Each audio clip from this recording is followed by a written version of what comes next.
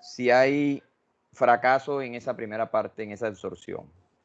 Pues, si la absorción no se da adecuadamente, ¿qué cree usted que pueda pasar? O sea, se disminuiría la biodisponibilidad, entonces por ende se ve afectado el efecto terapéutico del medicamento, o sea, no cumpliría la acción.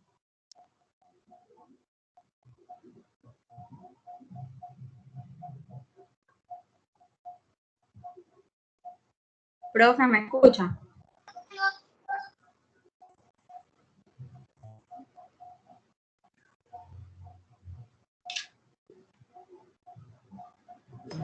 Se le silenció el micrófono. Tiene apagado el micrófono, sí.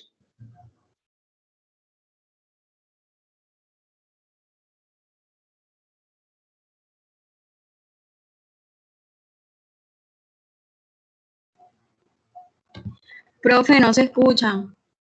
Listo, ya. Sí, yo escuché a Luisa. Bueno, María Inés Arteaga.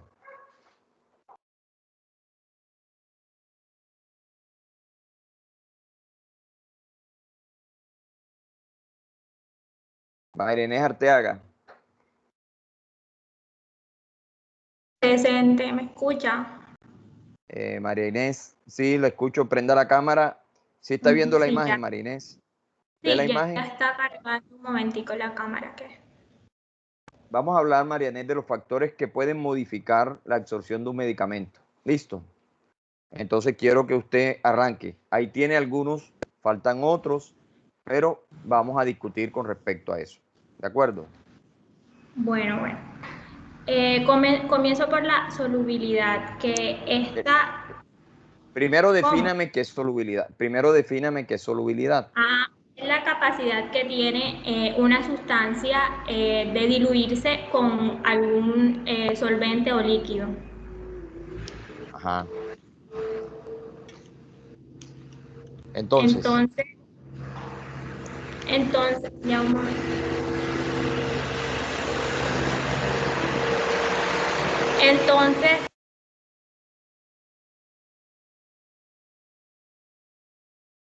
María Inés, se me fue. María está silenciada. Se me fue. ¿me escucha? Sí, la escucho. Siga. Bueno, entonces está hablando que entre más soluble sea un medicamento, este va a tener la capacidad de atravesar las membranas plasmáticas con más facilidad. Como sabemos, estos medicamentos pueden ser hidrosolubles y liposolubles. Y los liposolubles van a ser más capaces de atravesar esta membrana plasmática y van a absorberse mejor. Listo. La concentración, le hablo de la concentración. Entonces, ¿qué pasa si se aumenta esa solubilidad con respecto a la absorción, doctora?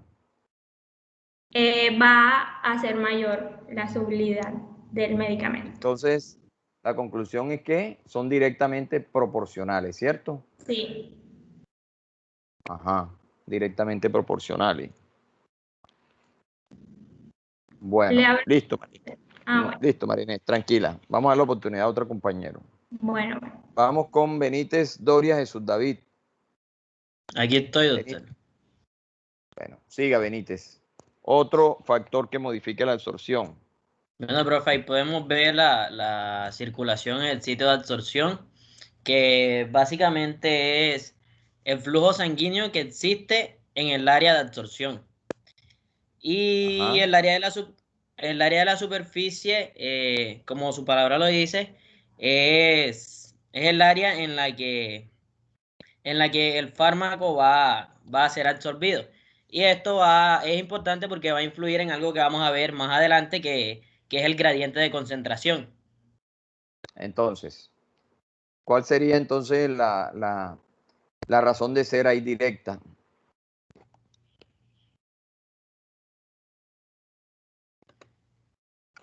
¿Me escucha? Sí, sí. ¿Cuál sería entonces la importancia de ese factor? Cuénteme, resúmamelo y conclúyamelo. Profe, que son directamente proporcional con la eficacia con la que se absorbe el fármaco. Perfecto, listo. Entonces, muy bien. Continuamos. Bernal Rodríguez. Aquí estoy, presente. Bernal, préndame la cámara, por favor.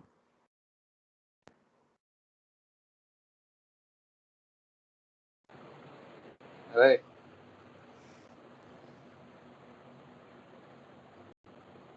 Dele, doctor, váyame explicando. Y lo estoy Bueno, viendo. otra de las que pueden afectar son los canales transmembranales.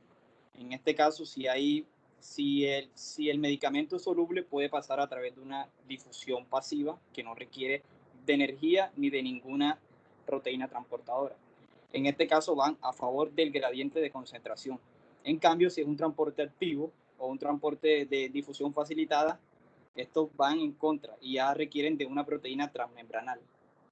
Sacando en cuenta que la facilitada no requiere de un ATP de energía, sino solamente de la proteína transmembranal. Y el transporte activo no. En este caso, los fármacos, los medicamentos con el transporte activo aumenta la competitividad, son más específicos. Y también hay otro transporte que viene siendo el transporte de la pinocitosis y la endocitosis. En este caso son para fármacos de alto peso molecular y que dan a formación de vesículas. Bueno. ¿Qué más rescatamos allí? ¿Qué otro factor? Continuamos. Borges, Daniela. Borges. Sí, profe, ya, listo. Bueno, otro factor que podría afectar el proceso de la absorción sería la vía de la administración del medicamento. Contamos con dos vías de administración, la enteral y la parenteral. En la parenteral, el medicamento es administrado directamente a la circulación. Entonces lo que pasa es que el proceso de absorción va a ser mucho más rápido y por lo tanto el efecto del medicamento va a ser mucho más eficaz. Dentro de las vías enterales encontramos a la vía oral. ¿Qué es lo que pasa en la vía oral? Que en la vía oral pasa un fenómeno conocido como el primer efecto. En este fenómeno, para que ocurra la absorción del medicamento, ocurre a nivel del tracto gastrointestinal. Doctora, no se llama ¿Sí? primer efecto, sino se llama efecto de primer paso. ¿Listo? Ok, perdón, el efecto del primer paso. Bueno, listo. El proceso de absorción inicia inicia en el estómago. Posteriormente, al aumentar el área de absorción en el intestino delgado, ¿por qué? Porque esta cuenta con las vellosidades intestinales. ¿Qué es lo que pasa? Se obtiene una cantidad del fármaco y esto va a llegar hacia el hígado a través de la circulación de la vena cava. Aquí en el hígado el medicamento va a sufrir diversos cambios o diversas alteraciones. Entonces, estas alteraciones pueden producir una alteración en cuanto a la biodisponibilidad del fármaco. Por lo tanto, ¿sí me están escuchando? Perfectamente la escucho. Siga. Okay. Lo estoy escuchando perfecto. Entonces, al ocurrir una alteración en la biodisponibilidad del fármaco, va a disminuir la cantidad en la que el medicamento puede ser absorbido. Por lo tanto, su eficacia también puede verse completamente afectada. Eso era todo. Muy bien. Vamos con Cantillo Juan Pablo. ¿Está por allí? Sí, profesor, aquí estoy. Un momento, déjeme y activo la cámara. Listo, ¿se me ve? Todavía no. Ahora sí. Juan Pablo, siga. Estamos hablando de absorción. ¿Qué otro factor modifica la absorción? A ver. Profesor, también nosotros encontramos que uno de los factores que modifica la absorción son las proteínas plasmáticas en la sangre. Esto se debe principalmente a que cuando la persona sufre de una proteinuria o tiene niveles elevados de proteína plasmática, bueno, primero que todo tenemos que irnos al transporte de los fármacos. Recordamos que una de las vías de transporte sería la proteína plasmática o la sangre. Estos fármacos se unen a las proteínas plasmáticas, que puede ser una alfa-glucosproteína, un mucoide, etcétera, etcétera. Y si en dado caso hubiera una disminución de la proteína plasmática, esto aumentaría la concentración del fármaco, produciendo efectos indeseados y puede llegar a ser tóxico. El mismo caso sucedería lo contrario si se aumentara la proteína y si disminuyera el efecto del fármaco. Así que también tiene cierta importancia los niveles de proteína en el paciente. ¿Algo más? Por la parte de la proteína, no, profesor. No, por parte de la absorción. Tiene otro factor. ¿Qué le digo? Pues, como menciona ahí, el área de la superficie absorbente. También depende. Explíqueme esa, ¿sí la tiene clara? ¿La tiene clara o no? Pues, a lo que se refiere, sí señor, sí la tengo clara. Claro. Nos remontamos a cuando, por ejemplo, le voy a colocar un ejemplo para que todos entiendan. Nos tomamos una pastilla, una grajea, y el medicamento tiene que llegar a una superficie que sea absorbente, obviamente. Pero no es lo mismo que la pastilla llegue a la superficie de la mucosa intestinal que a que se libere el efecto farmacológico dentro del estómago. Entonces, ¿qué pasa? Tenemos varios tipos de transporte, la difusión simple, el transporte activo, métodos con gasto de energía, métodos sin gastos de energía, y dependiendo del lugar donde se encuentre y al excipiente, que puede ser un almidón, puede ser varias cosas que eviten o continúen el trayecto del medicamento a través del cuerpo, básicamente. Porque si tiene un excipiente que le permite llegar más lejos, llegar al duodeno, que no se derrite, o sea, que no se libera con los ácidos estomacales, puede tener un grado de absorción mayor en el intestino que si lo hace en el estómago, por ejemplo. Eso es a lo que se refiere, una superficie más grande, una superficie más especializada en la absorción, como es en el hígado, por ejemplo. Cabeza, listo, doctor. Cabeza. Cabeza. Dígame, doctor. Continuamos, cabeza. Tiene que organizar bien esa cámara que no se ve, se le ve el pecho y no se le ve la cara. Así. Dele, cabeza. Seguimos con la absorción. ¿Hay algo más que adicionar? Ok, doctor. Además de los, pues de los factores que han mencionado mis compañeros, a mí creo que ninguno ha mencionado, y aunque no se podría decir que es menos importante, me gustaría también mencionar la edad, doctor, ya que el flujo hepático empieza a disminuir a partir de los 25 años. Y también, pues eso va a la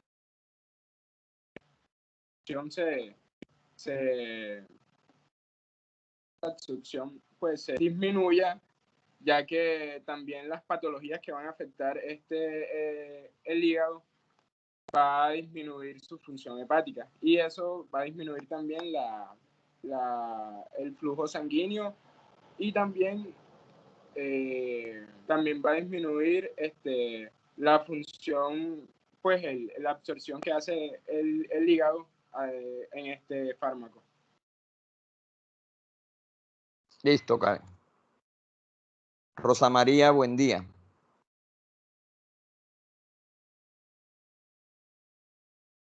Presente, profesor. La cámara, doctora.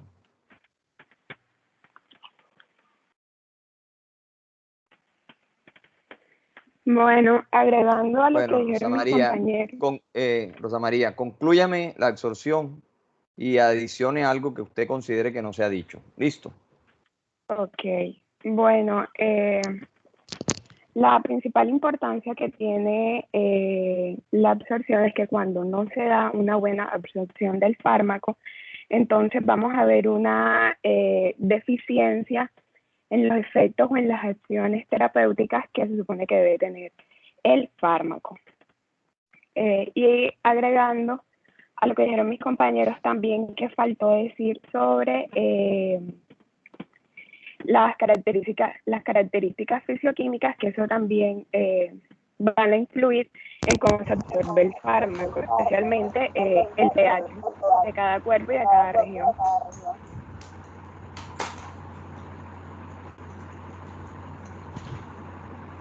¿Es todo, doctora? Sí. Bueno, listo. Vuelvas López, María José.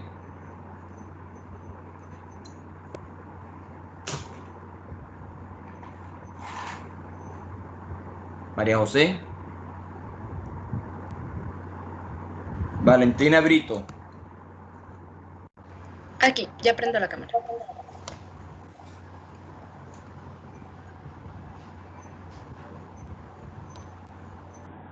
¿Me ve?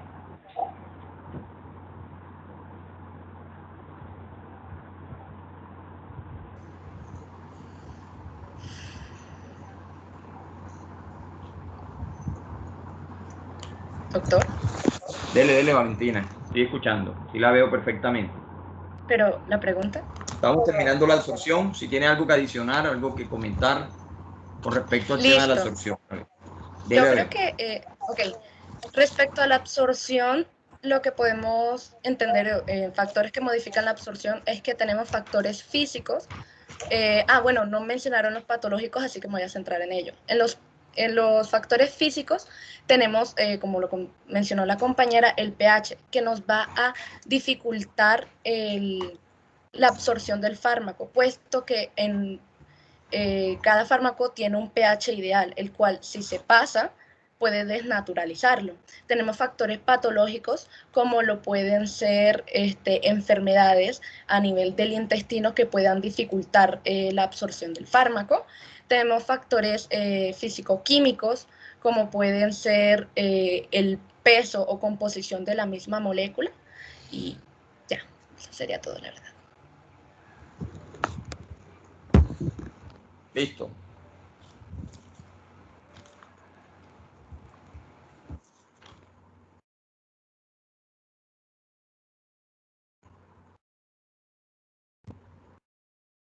No me faltó nadie del grupo 1.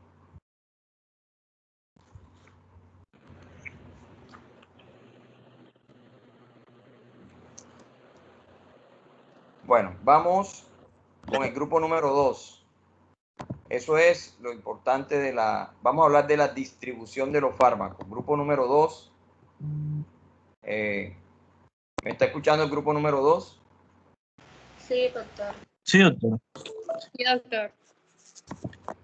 Bueno, listo. Entonces, vamos con Oscar Cárdenas. Empezamos, Oscar. ¿Me escucha, profesor? ¿Usted ve Oscar, usted está viendo la pantalla? Sí, yo estoy viendo la pantalla. Listo, hágale, Oscar. Prenda la cámara, por favor. Listo, ¿me puede ver? Ya lo veo. Hay que alejar Bueno, un poquito la... perdón. Bueno, como sabemos que hay una fase inicial que está más que todo... Bueno, hay dos fases, una fase inicial y pues una segunda fase, que la fase inicial ocurre más que todo en los primeros minutos, cuando el fármaco, por decirlo así, llega a los órganos. Y este más que todo puede ser corazón, riñón o cerebro. Y la segunda fase, si no estoy mal, sería más que todo es que esta depende del flujo sanguíneo, que este viene siendo un flujo sanguíneo regional, y este se involucra más que todo con una mayor masa corporal, y esto más que todo se ve con la cantidad de fármaco, que es relativamente menor. Entonces, como ya hemos dicho, que hay, en la fase inicial hay como una velocidad más rápida y una velocidad más lenta, que eso depende más que todo si el órgano está pues, bastante irrigado o está bien irrigado. Como ahí dice, que más irrigado puede ser hígado, riñón y corazón, por su gran irrigación, y más lento como son los músculos, vísceras y piel, porque hay poca irrigación pues, sanguínea. Listo, doctor, para allí. Para allí. Vamos con Díaz Atencio Maricielo.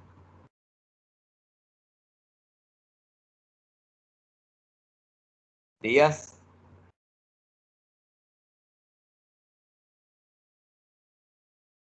Hola, ¿me escucha, doctor? Sí, si la escucho, prenda la cámara, por favor. Okay. Estamos hablando Ya, de distribución. dígame. Estamos hablando de distribución, ¿cierto? Sí, señor. Bueno, cuénteme a ver,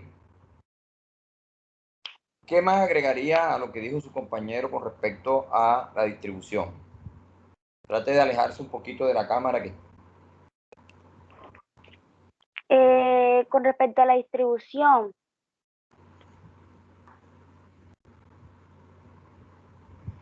Bueno, esta va a depender también de las características. ¿Usted no escuchó lo que dijo su compañero? No muy bien, porque el Wi-Fi se dañó y me tocó conectar los datos y se demoró para cargar un momento. Ajá. Sigue a ver. Ay, es que no escuché bien. Bueno, dígame entonces lo que usted considere.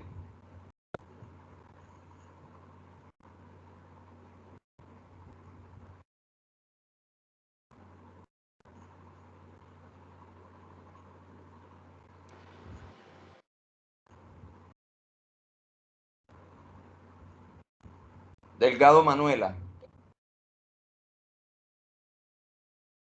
Presente. La cámara, Delgado. Ya la estoy encendiendo. ¿Ya me ve? ¿Sí? ¿No? Manuela. Ya. Estamos hablando, listo. ¿Ya me Estamos ve? hablando del tema, sí, ya la veo. Estamos hablando del tema de la distribución. ¿Qué tiene que aportar a lo que han dicho? Bueno, pues primero que todo, porque se hace la distribución. O sea, esta distribución, el punto y, o sea, como tal, el objetivo de esta es perfundir a todo nuestro organismo y más que todo llegar a ese sitio en el cual queremos que este tenga una acción. Entonces, básicamente, el paso de la sangre desde el flujo sanguíneo hacia el órgano y los tejidos que queremos abarcar. Sabemos que igual el fármaco en el momento en el que está en nuestro flujo sanguíneo va a encontrarse tanto ligado como en estado libre. Entonces sabemos que cuando está ligado a proteínas plasmáticas, pues obviamente este no va a ser el que va pues, a pasar, digamos, a los tejidos.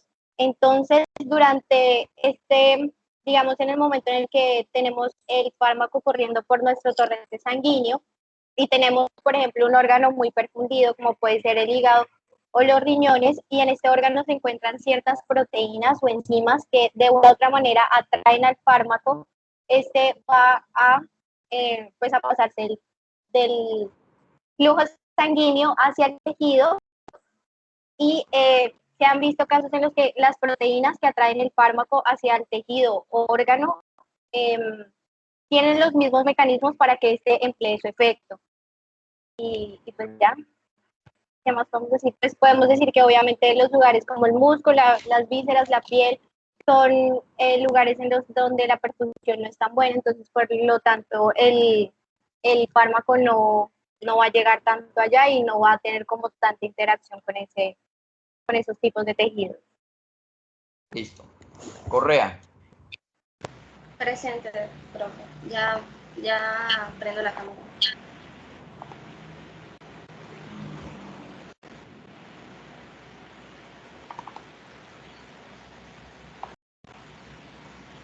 Listo, se ve. Sí, dele. Okay. Bueno, profe, para agregar...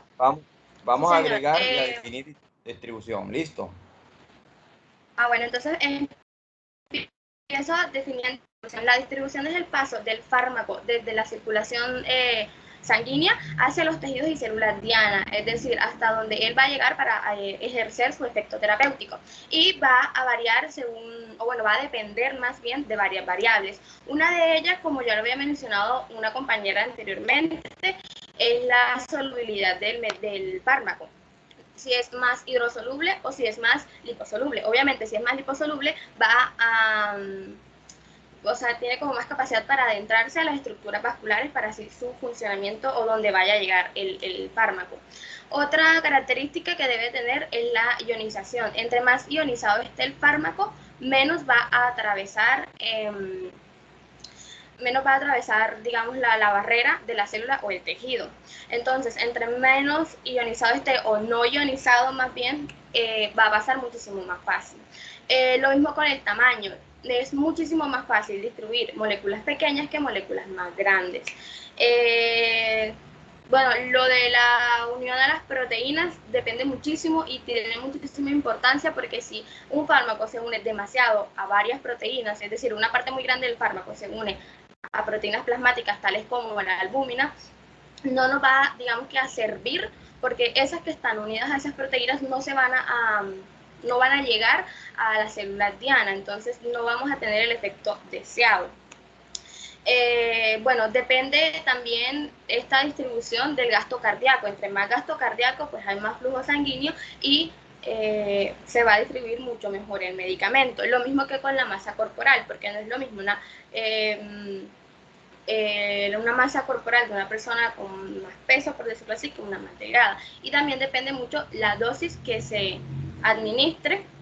Entre más se administre, pues mucha más distribución va a haber del medicamento.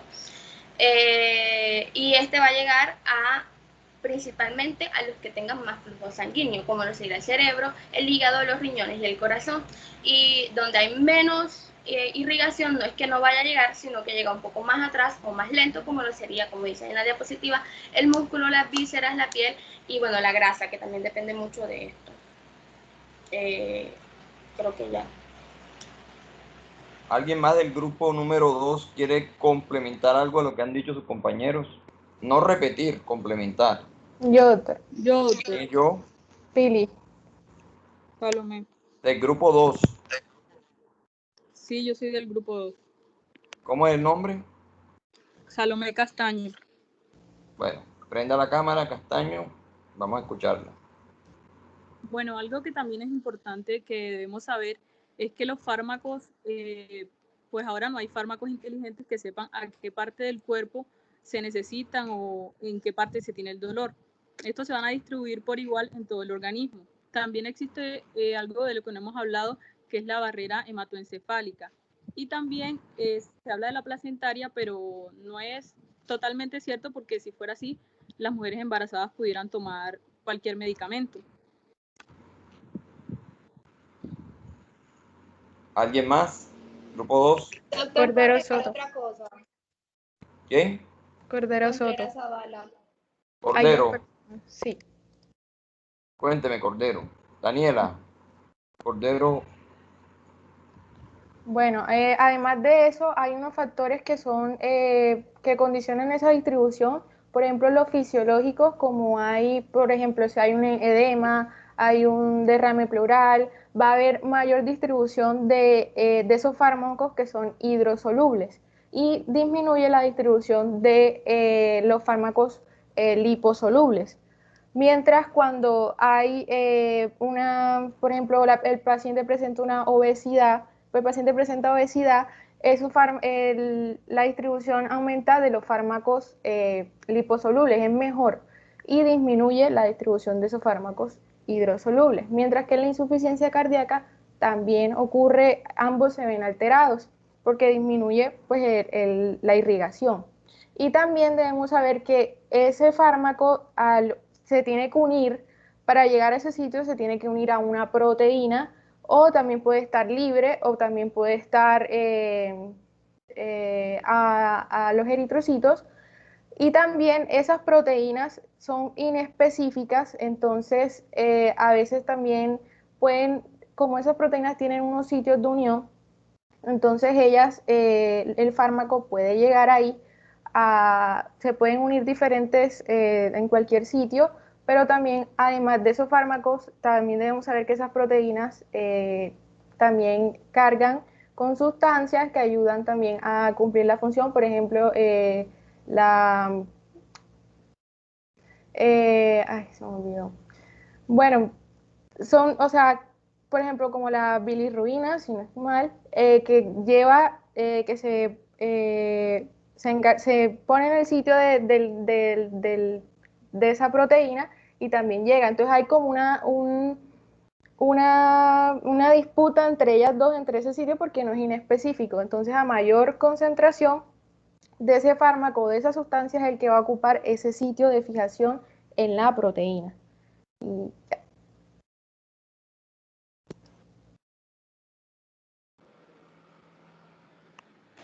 El doctor se fue.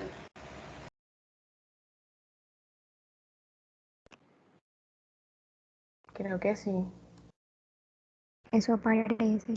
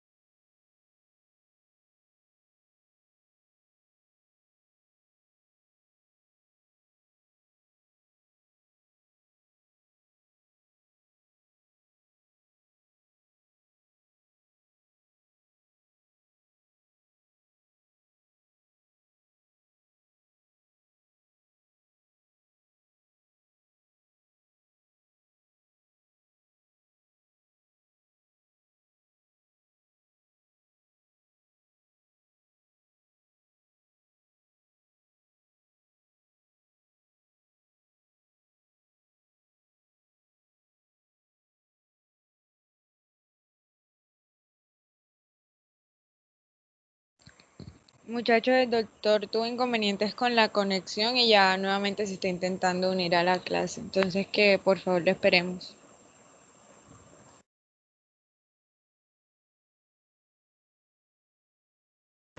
Gracias.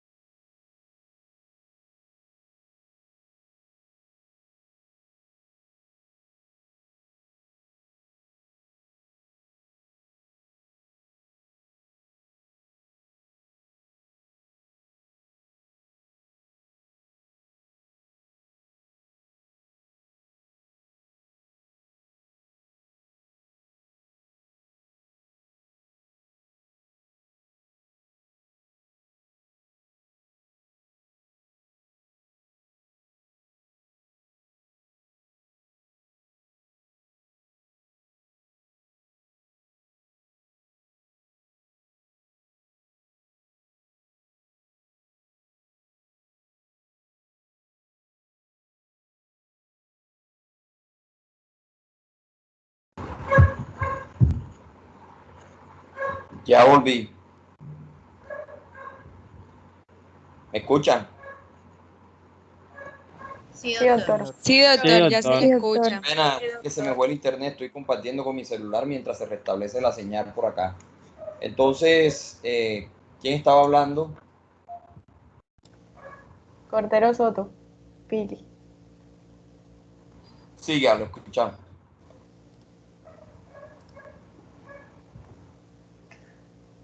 Bueno, estaba diciendo que hay factores que alteran la distribución, en donde hay edema. Cuando hay edema o derrame pleural, van a aumentar la distribución de esos fármacos que son hidrosolubles y van a disminuir esos fármacos que son liposolubles. También cuando hay el paciente presenta obesidad, hay aumento de esa distribución de fármacos liposolubles y disminuye la distribución de esos fármacos hidrosolubles. Y cuando hay insuficiencia cardíaca, también ambos fármacos, tanto hidrosolubles y liposolubles, se ven afectados por el flujo. Y también debemos saber que ese fármaco puede estar unido a una proteína plasmática, a un eritrocito, o puede estar libre. Y que cuando esas proteínas plasmáticas no tienen una especificidad, sino que puede llegar cualquier molécula a unirse, y aquí donde se presenta como una disputa, entonces la sustancia que presenta mayor concentración es la que se va a ubicar en ese sitio de la proteína. Y no es por la afinidad, sino por la concentración. Ya. Muy bien. ¿Alguien más Doctor, del yo quiero grupo? agregar una cosita. ¿Quién es yo? Contreras Zavala. Prenda la cámara, por favor. Bueno, es como para resaltar que no solo la distribución va a permitir que el fármaco llegue a los órganos donde debe actuar, sino que también va a llegar a los órganos donde va a ser eliminado, además de que va a delimitar o va a marcar las concentraciones de fármaco que van a estar en los tejidos, y esto nos puede dar una orientación a la hora de escoger un medicamento, porque hay unos fármacos que se van a distribuir con mayor facilidad que otros. Bien, muy bien. Vamos con el grupo número 3 y continuamos, vamos avanzando. Vamos a hablar ahora de metabolismo o biotransformación de los fármacos. ¿Me escuchan? Sí, doctor, se le escucha. ¿Logran ver la pantalla? No. Listo, ya les comparto. No está compartiendo, doctor. Sí, claro, fue que ahora que le di me salí. ¿Y ahora? Sí, doctor, ahora sí se ve. Sí, doctor. Bueno, entonces, González Noriega, Angélica María. González, ¿está allí?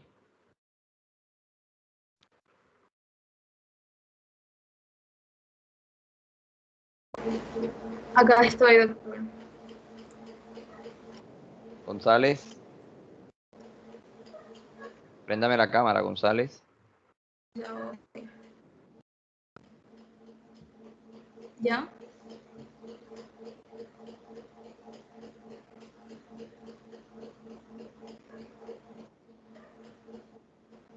Bueno. ¿Ya? Listo. Defíname con sus propias palabras lo que es metabolismo de un fármaco. Pues el metabolismo de los fármacos básicamente se trata como que en qué consiste todo el proceso del cuerpo para absorber los fármacos, y pues esto depende también de la velocidad con la que se metabolizan, la variedad de... Perdón, ¿por qué me habla de absorción? ¿Por qué me menciona el tema de absorción aquí?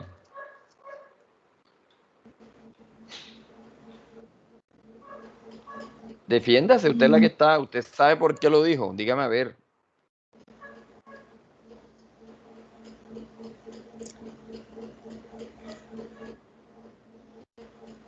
Pues lo digo por... Ajá.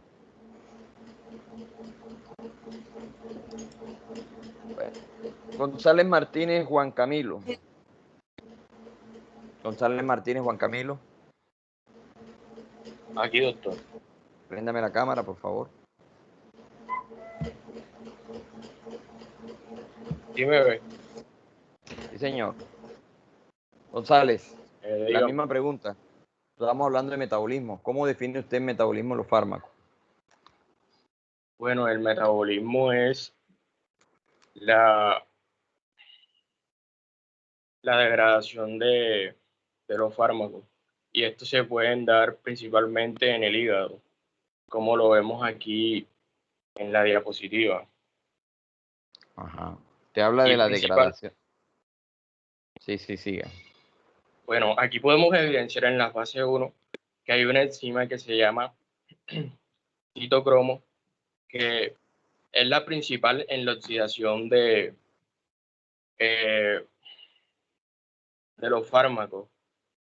Y este tiene una función de bloquearlos. O sea, esta es la principal función de esta enzima que encontramos aquí, en este proceso. Y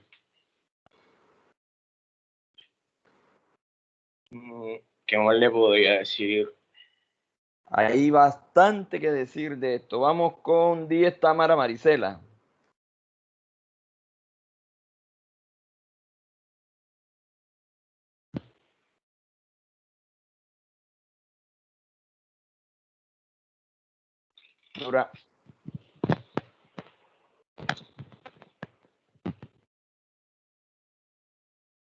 Durango Hernández Alfredo.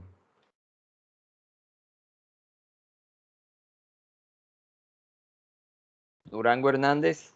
¿Me escucha, doctor? Ahí me ve. Sí, señor. Ahí lo veo perfectamente. Dele a ver. Estamos hablando de biotransformación. Esto es muy importante. Hay una imagen que tiene, ¿sí la logra ver la imagen? Sí. Bueno, explíqueme qué entiende de esa imagen. Esa imagen me la compartieron algunos grupos. ¿Qué entienden ustedes? A ver. Listo. Aquí hablan de una fase 1, aquí hablan de una fase 2, aquí toman como referencia el hígado, etcétera. Dele a ver.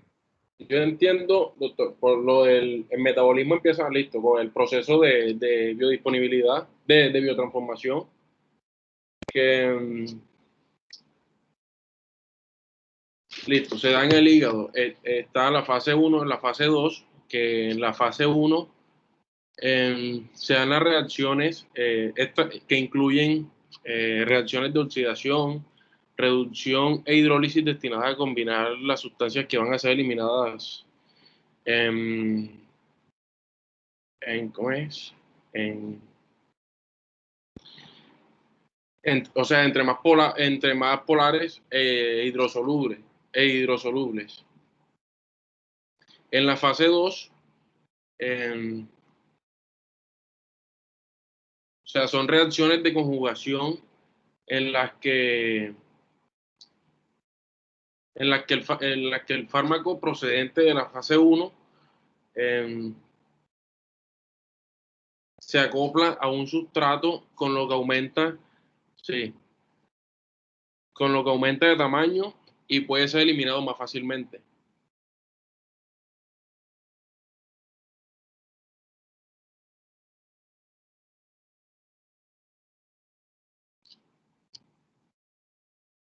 ¿Me escucha, doctor? Sí, señor. Vamos con González Díaz María Andrea, que tenía el micrófono. Aquí, doctor. Ya enciende la cámara.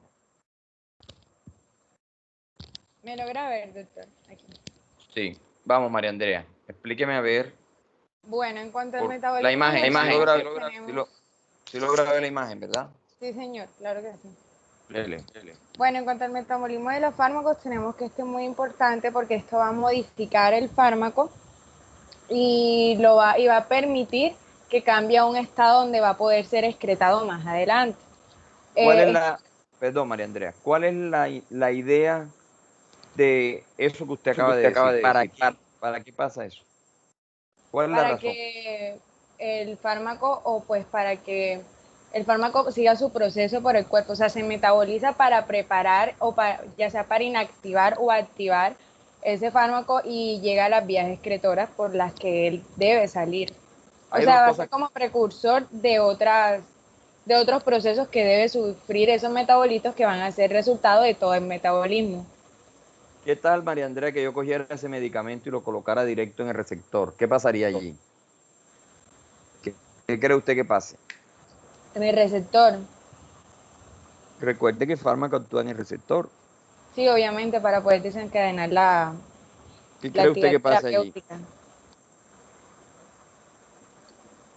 Pues desencadenaría una respuesta terapéutica. Depende también la cantidad de fármaco. ¿Desencadenaría una respuesta terapéutica? Depende también la cantidad del fármaco porque puede causar una respuesta tóxica en el paciente. Estoy viendo este grupo queda. Este grupo lo estoy viendo quedado. Ya he llamado a 4, no tienen claro el concepto de metabolismo. Eso es muy importante. Es demasiado importante. Si yo estoy en otro grupo, ¿puedo participar? Sí, vamos a dar la palabra a otro, porque ya llamé 4 aquí y no veo claro eso. A ver, ¿quién va a hablar? ¿Quién me dijo? Disculpe, yo soy del grupo y puedo ¿Quién dijo? Yo soy del grupo y puedo contestar a la pregunta. Vamos a dar la palabra, vamos a dar la palabra a otro de otro grupo y ahora volvemos con el grupo 4. ¿Quién iba a hablar? ¿Quién me pidió la palabra? Andrea Vargas. Andrea, préndame la cámara, Andrea. Cuénteme a ver. ¿Me ve? Dele, Andrea. Bueno, pero miren, aquí resumiendo lo que está en la imagen, básicamente el Yo proceso de hice, metabolismo. Andrea, yo hice una pregunta, ¿cierto? Ajá. ¿Qué responde usted? Si yo cojo el medicamento y lo llevo directo al receptor sin hacer el proceso de biotransformación, ¿qué pasaría con esa respuesta? Su compañera dice que se da una respuesta. La respuesta es que no hay respuesta. ¿Por qué razón? ¿Para qué? Porque si se diera respuesta, entonces ¿para qué metabolizo? ¿Para qué biotransformo? ¿Ah? Claro.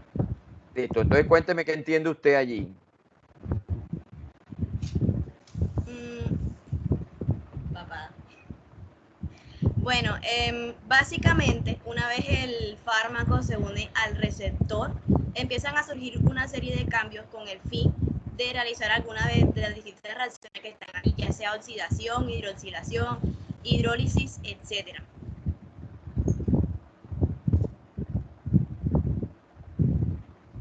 Hola. Le estoy escuchando. Entonces, en el proceso de la biotransformación, pues básicamente estas dos fases tienen una función o objetivo en específico, y es que se realizan con el fin de amoldar a las moléculas del fármaco para que puedan ser más fácilmente excretadas. Entonces, en la fase 1 tenemos reacciones de funcionalización. Participa Perdón. Solo excretadas. Esa es la función. Yo metabolizo para excretar. No. Aquí hay dos fases clave que tienen que tener claro obviamente ustedes. Metaboliza para degradarlos, por decirlo así, y descomponer el fármaco para que ellos realicen su mecanismo de acción. Ajá. Listo. Bueno, entonces ¿puedo seguir hablando? Sí. Espera un momentico, que alguien del grupo número 4 me pidió la palabra, del grupo número 3, perdón. Vamos a dar la palabra, no sé quién me pidió la palabra del grupo 3. ¿Quién fue? Yo. Fernández. ¿Quién? Ya voy. ¿Qué? Fernández Santos. Fernández, cuénteme a ver. Ya va, ¿qué está pasando? Ok. Bueno, entendemos por el metabolismo de los fármacos que es el proceso de biotransformación de los mismos, por el cual se transforman en metabolitos inactivos, tóxicos o activos. Estos metabolitos activos algunas veces tienen un mayor efecto terapéutico que el propio fármaco y luego se inactiva y se excreta. Los fármacos se pueden metabolizar en muchos órganos, pero más del 90% de los fármacos se metaboliza en el hígado. Este proceso se divide en dos fases, reacciones de fase 1 y reacciones de fase 2. Las reacciones de fase 1 son las reacciones más sencillas y se realizan por enzimas citocromo P450 que se encuentran en el retículo endoplasmático rugoso de la célula. Estas enzimas catalizan reacciones de oxidación, hidroxilación, hidrólisis, con el objetivo de ionizar o desnaturalizar de alguna forma los fármacos para hacer que pierdan liposolubilidad. Perdón un momentico. Vamos con María Andrea, estaba ahorita hablando. María Andrea, ¿estás allí? ¿Te fuiste?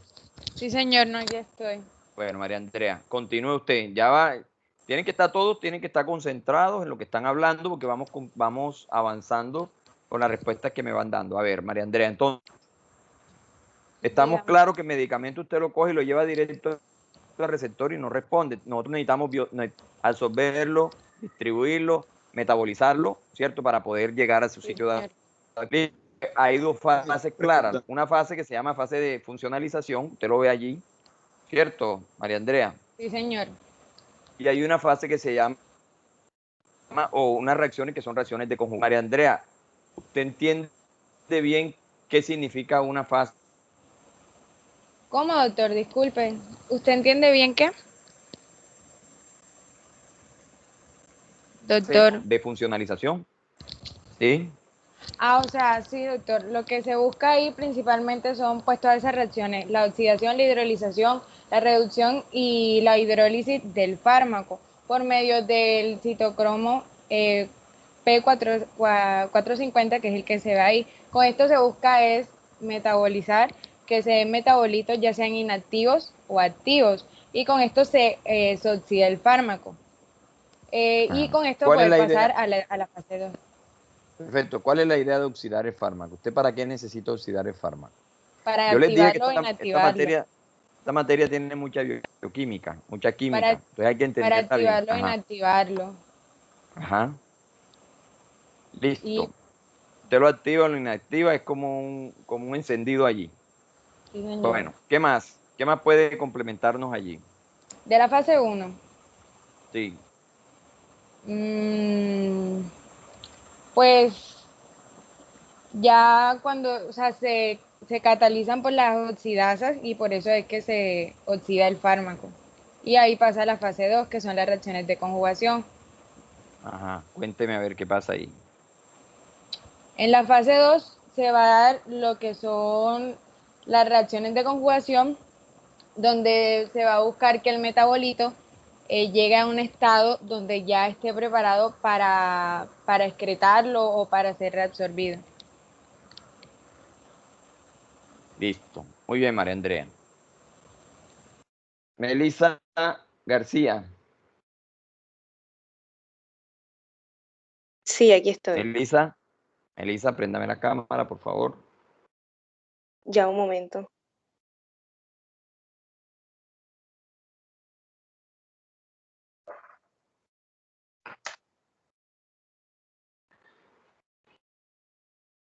Listo, ahí me ve. Sí. Melissa, le hago una pregunta sencilla. ¿Me escucha? Ajá, cuéntame. Sí, señor, sí lo escucho. ¿Cuál es la importancia médica de la biotransformación? Con sus propias palabras. ¿Para qué yo tengo que biotransformar un medicamento? ¿Cuál es la importancia?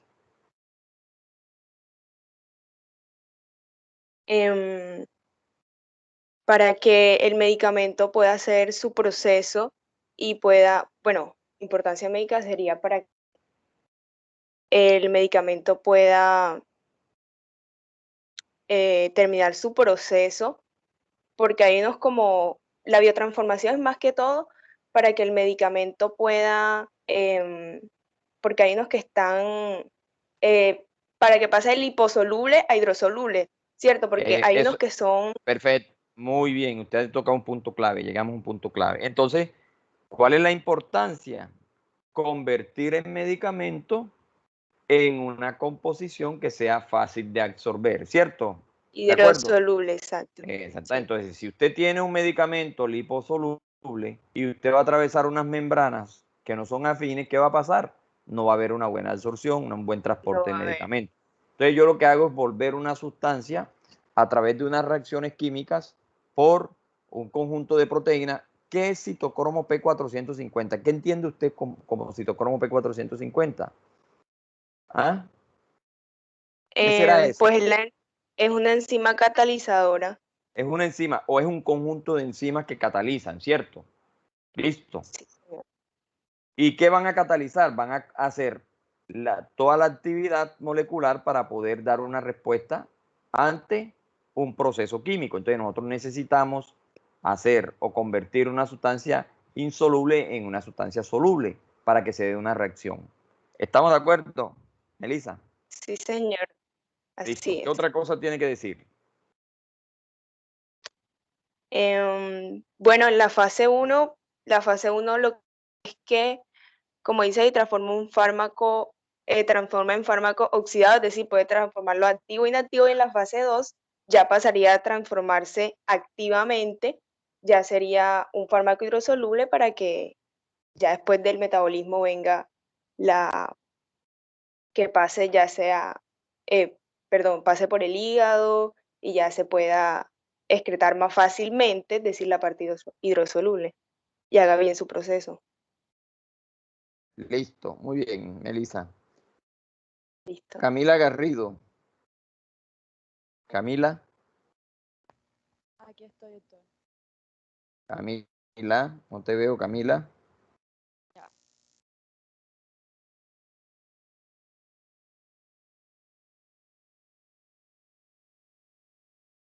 ¿Qué más tienes que agregar, Camila? Resumen, yo diría que Camila, no la oigo, Camila. ahora, Un poquito mejor, pero no bien completamente, pero dele. bueno, yo diría que como tal la función del metabolismo de los fármacos sería como usted nos dijo ahorita, formar, o sea, hacer que ese fármaco sea más soluble. O sea, como decimos, el proceso de biotransformación sería buscar que ese fármaco liposoluble se vuelva hidrosoluble. Entonces, este proceso, digamos que va, como ya dijimos, sucede en el hígado, y en la fase 1 como tal se va a buscar es que ese fármaco aumentar su polaridad para que este pueda ser excretado o sí excretado, sea más fácil excretarlo. Y esto se va a dar por diferentes reacciones. Como usted nos dijo, la más importante sería la oxidación, que aquí van a participar el conjunto de enzimas de citrocomo P450, que lo que va a hacer es que va a aumentar esa polaridad del fármaco y nos va a dar como resultado un fármaco ya oxidado, es decir, más soluble. Y pues en la fase 2, digamos que se dan una especie de reacciones de conjugación que se da por unas enzimas transferases que lo que van a hacer es que van a transferir una molécula a este fármaco, o sea, así también aumentando su polaridad y pues volviéndolo ya un fármaco conjugado o inactivo. Bien. Zuli está por ahí. Sí, señor, ¿me escucha? Sí. Zuli. Vamos Sí. concluyendo, Zuli. Vamos concluyendo. Prenda la cámara, por favor. Profe, es que tengo el internet muy débil. Bueno, no se preocupe. Entonces, cuénteme, a ver, vamos a concluir la biotransformación o metabolismo. Bueno, es principal recordar que se da básicamente en el hígado y este es el proceso, uno de los procesos más importantes a la hora de los fármacos, ya que si hay un buen metabolismo, pues este se puede absorber al cuerpo y por supuesto el fármaco va a tener un mejor efecto terapéutico. Entonces, esta se va a comprender en dos fases.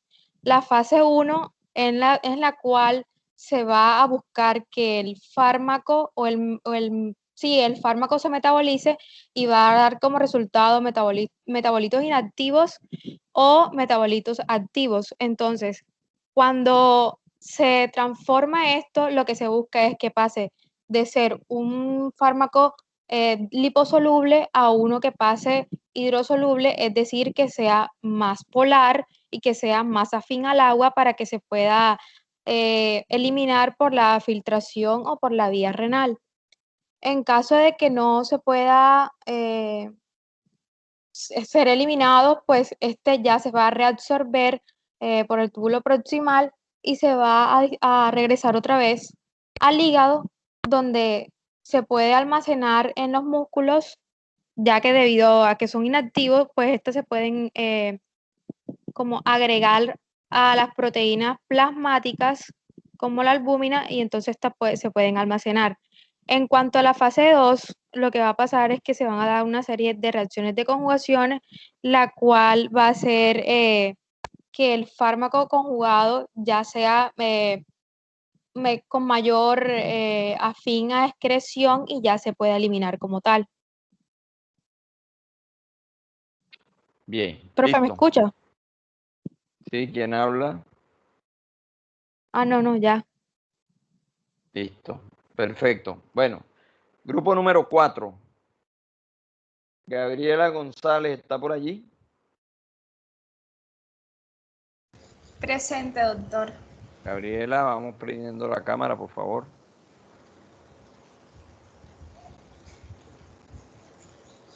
Ya. Gabriela.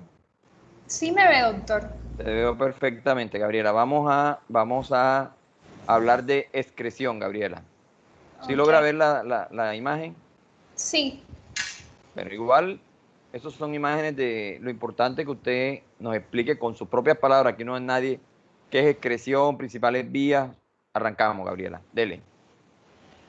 Bueno, lo que yo entendí de excreción es que es uno de los procesos farmacocinéticos que hace el fármaco, sí. Y es cuando ya se va a eliminar ese fármaco del organismo. La vía principal, bueno, se realiza por varios órganos. El órgano principal de la excreción es el riñón. Los órganos excretores también excretan, valga la redundancia, más fácil los fármacos que son hidrosolubles a los que son liposolubles. Entonces, todo fármaco que sea liposoluble tiene que metabolizarse hasta ser un producto más hidrofílico para poderse excretar. La excreción renal, bueno, está la excreción renal, la excreción por las vías biliares. Gabriela, listo. Vamos a la palabra a otro compañero. Listo. Alejandra Gutiérrez. Gutiérrez. Aquí estoy. La cámara, Gutiérrez. Ya. Sí, dígame. Estamos hablando de excreción. Complemente, su compañera definió muy bien esa parte. Vamos a hablar de las principales vías de excreción de los medicamentos. ¿Listo? Ok, tenemos 3 procesos, que es la filtración glomerular, el primero. Por aquí pues pasa la orina, como específicamente por los capilares del glomérulo renal. Por aquí pasan todas las moléculas, pero no las de gran tamaño y tampoco las unidas a proteínas plasmáticas.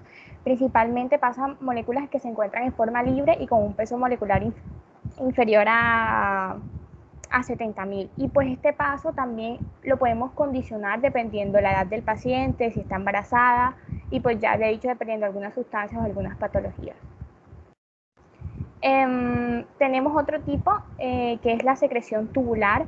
Aquí podemos llevar a cabo de forma pasiva o pues mediante procesos activos. Mediante proceso activo tenemos que aquí actúan las proteínas transportadoras de sustancias endógenas.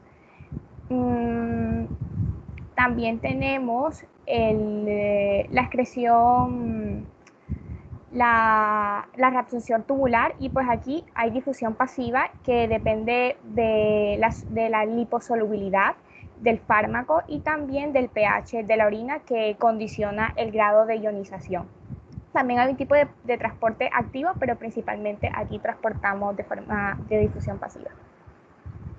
¿Cuál es la principal vía de eliminación de un medicamento, doctora? La renal. ¿Por qué razón cree usted que es la renal? Porque hay más absorción en el riñón, es la más importante. Tiene buena vascularización, ¿cierto? Bastante. Se utiliza del 25 al 30% el riñón. Bueno, yo le hago una pregunta adicional. Sí, dígame. Con respecto a esto. Entonces, si usted tiene un paciente con un daño renal, ¿cierto? Sí. Y usted mira un medicamento y dice, por ejemplo, gentamicina. La gentamicina es un aminoglucósido que vamos a hablar ahora que veamos antibióticos que utilizamos para infecciones urinarias, infecciones genitourinarias, etc. Y resulta que dice precaución en pacientes con daño renal. ¿De acuerdo? Sí. ¿Qué pasa con ese medicamento? Vamos a aplicar lo que usted acaba de decirnos, vamos a aplicarlo al paciente. ¿Qué pasa con ese medicamento y ese paciente? ¿Qué haría usted? ¿Qué haré yo? Pero es que hay otras vías de excreción. Claro, pero estamos hablando de ese medicamento que se excreta por el riñón. Listo. Y hay que tener mucho cuidado con ese medicamento en ese tipo de paciente. Ok. Bueno, listo, tranquila. Ok. Vamos con Jorge Luis Guzmán, ¿está por allí? Doctor, él me escribió que no tenía energía. Entonces no sé. Luis Fernando Londoño. Luis Fernando.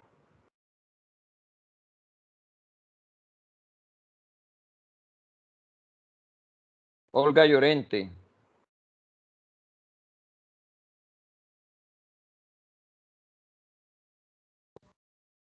Aquí estoy, doctor. Bueno, estamos hablando de discreción. Hice una pregunta. A ver, ¿qué opina usted? ¿Qué respondería allí? Sobre lo del medicamento. Sí, estoy hablando de la gentamicina. Puse un ejemplo de la gentamicina. Se la hice a su compañera. Un medicamento que se elimina por vía renal y que dice que hay que tener precaución en pacientes con insuficiencia renal y demás. Con daño renal. Si yo tengo un paciente con daño renal, ¿qué haría en ese caso?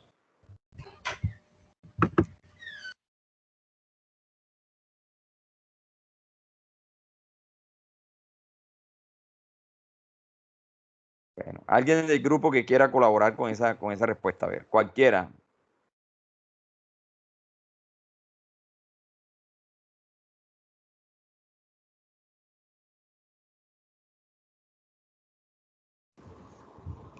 Profesor, usted disculpe, ¿puede repetir la pregunta? Si usted tiene un paciente con un daño renal y le van a administrar un medicamento como la gentamicina, que dice precaución en pacientes con daño renal, ese medicamento se elimina por esa vía, ¿qué haría usted en ese caso?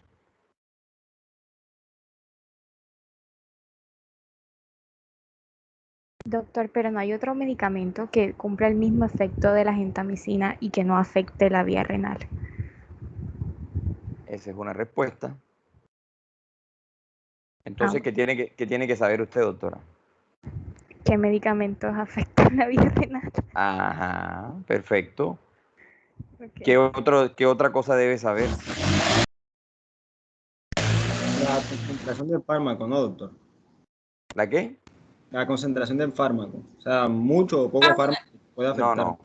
No lo metería allí. Ajustar la dosis de otros fármacos que tengan la misma función, pero que no disminuya la función renal del paciente. Ajá, entonces no es ajustar la dosis. Entonces, ¿cuál es la conclusión? Usted... No sería reducir la dosis para que la filtración, o sea, porque la filtración está baja, entonces sería reducir la dosis, ¿no? Dosis igual. Bueno, entonces ¿qué Profe, tenemos que saber? En este caso no Entonces, se realizaría una diálisis. No, imagínese, si le va a hacer diálisis a todo el mundo, a todos los pacientes, un paciente con un daño renal, yo no estoy diciendo que esté insuficiencia renal grave, no, un daño renal, precaución porque produce alteraciones mayores en ese paciente, etcétera. Entonces, ¿qué tiene que saber usted? ¿Por qué es importante esto? Estamos hablando de generalidades porque ustedes tienen que saber esto. Entonces, yo tengo un paciente con un problema renal, ¿qué es lo primero que tengo que evitar? Utilizar medicamentos que se eliminen por vía renal, ¿de acuerdo? Entonces, para yo poder saber eso, tengo que conocer todos los medicamentos. Ese es un punto clave que deben tener muy en cuenta todos, porque si no, usted va a dar medicamentos y va a empeorar el cuadro renal del paciente. ¿Estamos de acuerdo? Sí, doctor. Generalmente estos medicamentos son los fármacos nefrotóxicos, los que no se pueden dar. Perfecto, sí, son nefrotóxicos, no los podemos dar, entonces tenemos que saber cuáles sí y cuáles no. ¿Listo? Bueno, ¿alguien más quiere complementar algo sobre la eliminación-excreción del grupo número 4? Alina Hernández está por allí. Sí, doctor. Doctor. Préndame la cámara y conclúyame la eliminación o excreción. Ya me ve. Sí, Alina, dele. Además de la vía renal, nosotros sabemos que existen otras vías. O sea, la vía secundaria a la vía renal es la vía hepatobiliar. Generalmente se usa para excretar medicamentos de mayor que sean más grandes, que las moléculas de medicamentos sean más grandes, y se eliminan a través de la bilis o también se eliminan a través de las heces.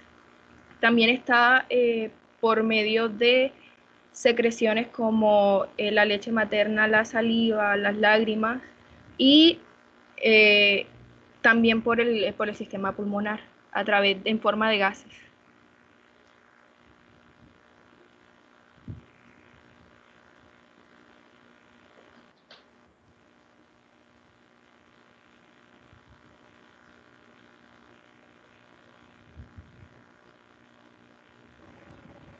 Se silenció el doctor.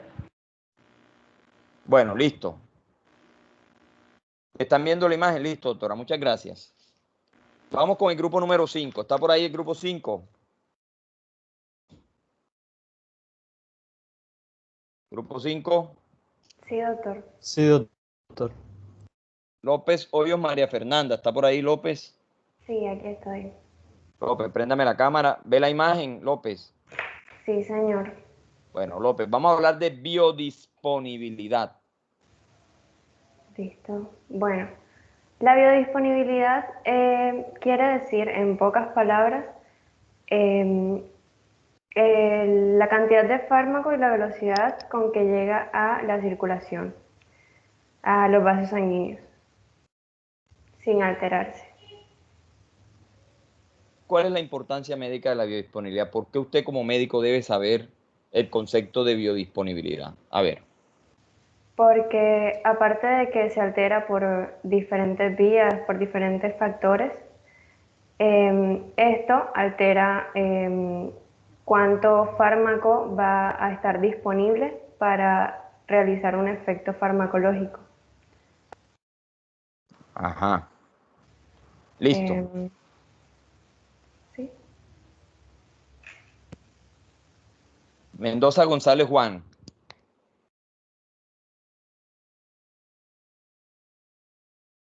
Sí, presente, doctor. La cámara y me cuenta cuál es la importancia médica para usted de la biodisponibilidad. Ya, ahí me veo, sí. Pues yo pienso que la importancia médica de la biodisponibilidad radica más que todo en que nos va a permitir pues saber la cantidad de fármaco que le vamos a administrar a ese paciente, ¿cierto? Y de igual manera pues saber la eficacia de este fármaco y cómo actúa en dicho paciente. Además de eso, también pienso pues que es importante en gran parte porque dependiendo también la vía de administración, pues las barreras que de pronto están presentes en el recorrido de ese fármaco, de esa droga, antes de llegar a la circulación sistémica. Entonces esto nos va a permitir a nosotros conocer como que ese recorrido y todo lo, pues sí, por todo lo que pasa a dicho fármaco.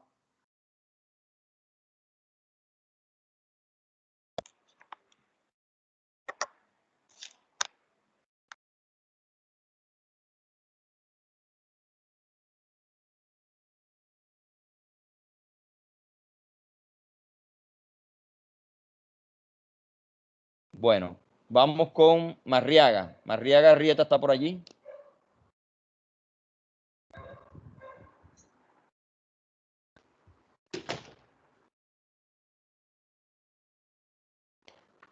Marriaga.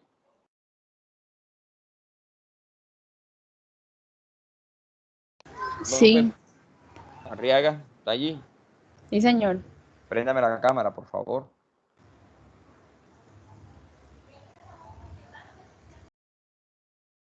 Seguimos, Marriaga.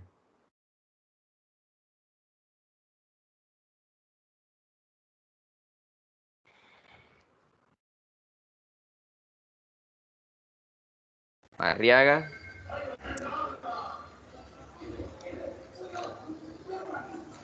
Ya. Dele, Marriaga. Seguimos con la importancia de la biodisponibilidad. Ok. Entonces... Ahí tiene, ¿sí ve la diapositiva, Marriaga? Sí. Bueno. Lea mentalmente lo que dice y explíqueme qué entiende de lo que dice.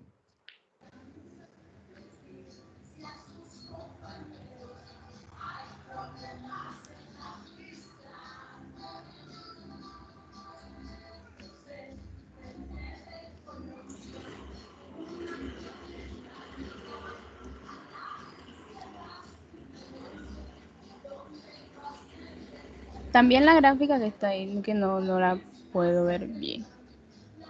Bueno, no se preocupe, primero las letras. Entonces, sabemos que la biodisponibilidad es el fármaco que ha quedado en la circulación sistémica sin ninguna alteración. De acuerdo a su importancia, ella depende de varios factores. En lo que está el proceso de la composición, que ahí está el diseño y ay,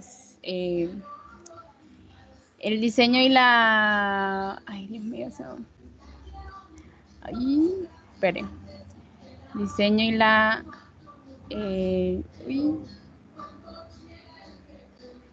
la fabricación. Y también que va a depender del proceso de absorción que se produce también cuando entra en el torrente sanguíneo, que no se va a dar a la misma velocidad.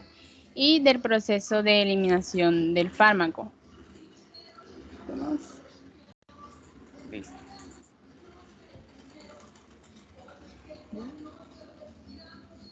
Macareno.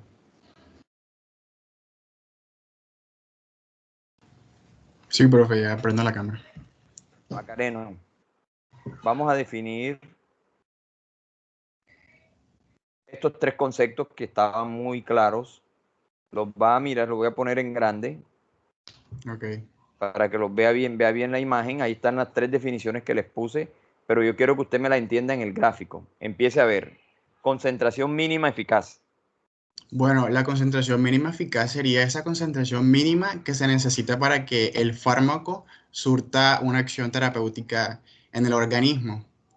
La concentración mínima tóxica ya sería como los niveles donde no se pueden sobrepasar para que ese medicamento, ese fármaco, ya se vuelva tóxico en el organismo.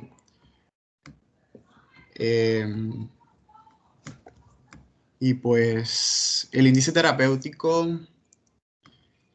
ese sí no me acuerdo muy bien, profe. Bien. Doctor, ¿yo puedo complementar el índice ese? ¿De qué grupo es usted, doctor?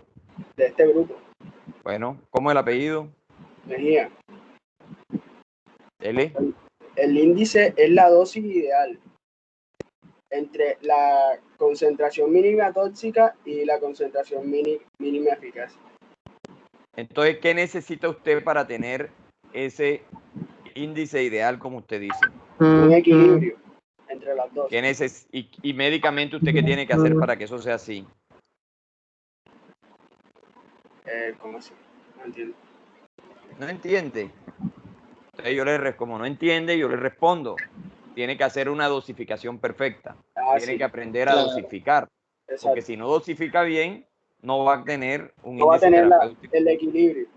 Exactamente. Listo. Entonces, conclúyame. Concentración mínima tóxica.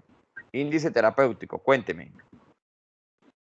El índice, la concentración mínima es la cantidad mínima para que se dé un efecto tóxico de este fármaco. Y la concentración mínima eficaz es como la concentración mínima para que el fármaco haga efecto. Como el compañero lo dijo. Está bien. Ajá. Y en la gráfica, dígame dónde va cada cosa. ¿Dónde iría lo uno y lo otro? La concentración mínima eficaz va en la línea verdecita. Y la concentración... Sí, la ve. Claro que sí. Y en la concentración mínima tóxica va en la línea por debajo de la concentración mínima eficaz. Y la índice de terapéutico es la distancia que hay entre las dos. Ajá. Bueno. López Valle.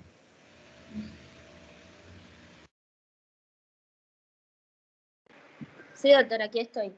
Bueno, vamos a hablar, López, curva de niveles plasmáticos. Vamos a hablar un poco sobre todo lo que tiene que ver con eso. Ahí tiene una definición, pero eso lo vamos a llevar a un gráfico. Cuénteme a ver, ¿cómo lo interpreta?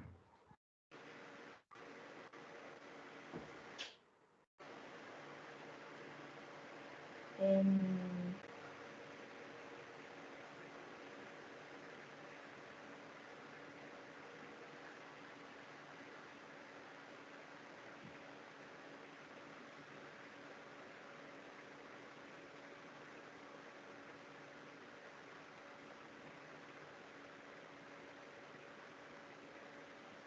pongo esa imagen. ¿Sí está viendo las imágenes, doctora? Sí. Bueno, esa imagen. Explíqueme esa imagen, ¿qué ve allí? Le voy a dar 2 minutos para que la analice. Todos los que están en la clase vayan pensando que esta pregunta se la paso a otro.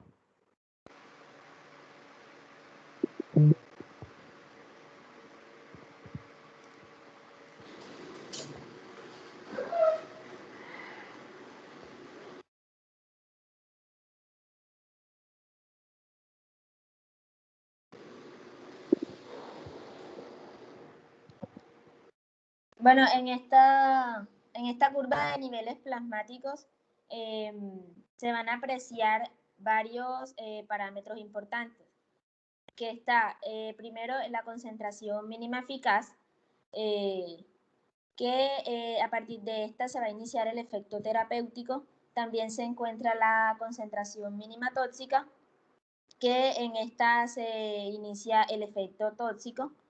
También está el periodo de latencia, que es el periodo desde el momento en que se administra el fármaco hasta que inicia el efecto farmacológico. También se encuentra la duración de la acción o efecto, que es el tiempo transcurrido entre el momento en que se alcanza la concentración mínima eficaz hasta el momento que desciende por debajo de dicha concentración. Bien. Bueno. ¿Quién del grupo número 5 me quiere concluir esa imagen? Complementar lo que dijo su compañera. Yo, doctor. ¿Quién es yo? Elaine Luna. Ya estoy activando la cámara. ¿Ya? Sí. Me ve ya. Elaine. Dele Elaine. Se quitó la diapositiva, doctor. Se perdió la imagen, Elaine. Ya voy enseguida, se la coloco. La asustaste, Elaine. ¿Y ahora, Elaine? Bueno, yo aquí quiero agregar, hablar ¿Ya sobre vio, el ya área. ¿Está viendo la imagen? ¿Está viendo la imagen? Sí, sí, la estoy viendo. Sí, bueno. Yo aquí entonces quiero hablar el área bajo la curva. Es súper importante, creo que... Concepto del área bajo la curva, claro. Sí. El área bajo la curva creo que es el más importante. Es una medida súper importante en la biodisponibilidad porque está como tal en la... Elaine, no me digas creo que es porque de una vez la mando, le quito la voz. Ok, es la medida como más importante de la biodisponibilidad porque como tal relaciona lo que son las concentraciones plasmáticas de un fármaco y la cantidad de fármaco que como tal alcanza la circulación sanguínea. Y en esa gráfica nos muestra la concentración de fármaco en el plasma sanguíneo en cuanto pues al tiempo, en función del tiempo. Pues esa es área bajo la curva. ¿Qué otra cosa habría que rescatar ahí, Elaine? Si yo le pregunto algo muy importante que no han mencionado. Concentración plasmático versus tiempo. Siempre que uno va a analizar un gráfico tiene que tener en cuenta eso. ¿Oyeron? Concentración plasmática versus tiempo. ¿Cómo interpreto yo concentración plasmática del AINE versus tiempo? ¿Qué es eso? ¿Qué entiende usted desde el punto de vista farmacológico de esa relación? Es que qué tanto se absorbe o qué tanto fármaco llega a la circulación plasmática con medida del tiempo. O en cuánto tiempo llega tanta cantidad de fármaco a la circulación sanguínea. Perfecto, listo. Pero, ¿y por qué hablamos de concentración? O sea, la cantidad de fármaco que va a llegar a su sitio. Entonces, ¿de qué depende eso? Entonces, le voy a poner un ejemplo para el grupo número 5, para que cualquiera, el AINE o cualquiera de los que ya participaron o los que no han participado, me cuenten. Listo. Si yo doy un medicamento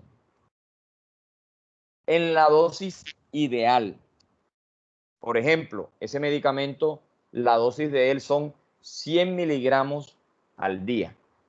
¿Me están escuchando todos? Sí, señor. Sí, doctor. Me voy a ir al gráfico, 100 miligramos al día. Esa es su dosis ideal.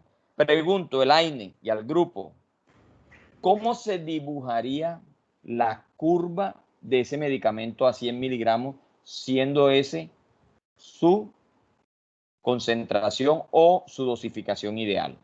Elaine, ¿qué dices? Bueno, yo creo que, pues, estoy segura que igual tiene que estar obviamente dentro de la ventana de la acción terapéutica, del efecto terapéutico. No debe, obviamente debe estar por encima, Perfecto. Debe estar por encima de la concentración mínima de eficacia y obviamente por debajo de la concentración mínima tóxica. Esa es la respuesta. Dentro de esa ventana. Usted me haya entendido eso, yo quedo tranquilo. Entonces, Elaine, resulta que eran 100 miligramos en 24 horas y vengo yo y digo, no, ese paciente yo le voy a dar una nueva dosis a las 12 horas, 100 miligramos más. ¿Qué cree usted que pasa, Elaine? Pues si está bien calculada la dosis, teniendo en cuenta pues todos los parámetros para calcular una dosis, que son el peso del paciente y todo eso, pues obviamente ya para ese momento ya se habrá excretado la concentración, ya se habrá excretado parte del fármaco como para que otra vez esté disponible como tal esa ventana del efecto terapéutico para que la persona pueda otra vez volver a tener el efecto, que es lo que quiere. ¿Qué opina el resto del grupo? Profesor, yo opino que Dale. la ventana terapéutica permanecería estable. Permanecería estable. ¿Qué más opina? Usted dijo que se da antes. Si yo les digo que hago toxicidad y que me salgo del índice terapéutico, ¿qué opinan ustedes? Nada, se va a producir. Sobrepasa la concentración mínima tóxica. Esto pasa mucho. No se calculó bien la dosis entonces, profesor. Porque usted sobrepasa. Se pasa la línea tóxica. Óigame, escúchenme ustedes mismos, escúchenme lo que dije. La dosis ideal del paciente son 100 miligramos al día, o sea, en 24 horas. Y yo le doy 100 miligramos cada 12 horas. ¿Qué está pasando? Estoy dando 200 miligramos. Aumenta la concentración mínima tóxica. Entonces, no es que aumente la concentración, es que el medicamento sobrepasa la concentración. Listo, bueno, ahora les voy a poner otro ejemplo. ¿Ya me la captaron? Sí. Ve, ahora lo voy a... Entonces, el paciente, en vez de darle 200, en vez de darle 100, le doy 20 miligramos en 24 horas. ¿Qué pasa entonces? No alcanza la concentración mínima.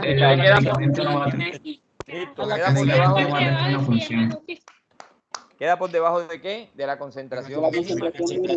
Eso se llama dosis subclínica. Dosis subclínica 1, dosis ideal la 2 y la que sobrepasa la concentración mínima tóxica se llama intoxicación o sobredosificación de un fármaco. ¿De acuerdo? ¿Queda claro? Sí, doctor. Sí, doctor. Si ustedes se están dando cuenta, yo no estoy preguntando de memoria, no es aprenderse de memoria el concepto, es que entendamos cómo lo vamos a aplicar. ¿Listo? Muchachos, con esto terminamos por hoy. Continuamos el próximo martes revisando el taller. El próximo martes debemos terminar la revisión porque el miércoles seguimos con dosificación. ¿De acuerdo? Entonces, nos vemos, que descansen, hay que estudiar, hay que seguir estudiando. ¿Listo? Igual, hasta luego. Listo, profesor. Gracias.